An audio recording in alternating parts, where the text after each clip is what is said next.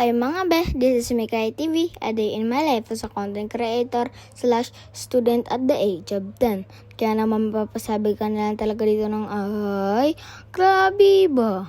So for today's video nga pala mga be, another serye na naman nga ng pagsundo sa akin ni mama sa school. Sorry nga mga be kung di din ako nakapag-upload ng ilang araw. Busy ka po kasi kami sa school ko.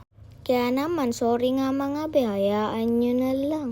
Yan nga po ang hairstyle ko ngayong araw. Excited na nga po akong umuwi. At bibili nga po kami dyan ng cravings ko.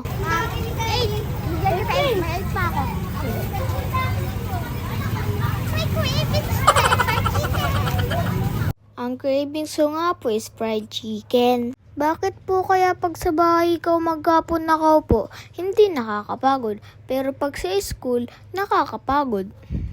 Paano ba naman nagsusulat, nakikinig, nag-a-answer? Opo, kailangan po yan sa ating pag-aaral. Huy, grabe ba? Kaya naman samahan niyo po kaming tumaas. Tara na po! Tignan niyo naman kung paano ako ma-excited. Ang ganda nga po ng hairstyle ko dyan kasi po gawain ni mga kaning vlog.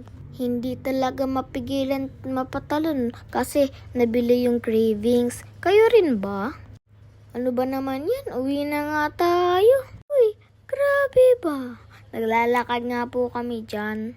At finally po, nandito na po kami sa konti. Nakikita ko na pagpagod sa pag-agdan. Yun lang. Thanks for watching. Mwah!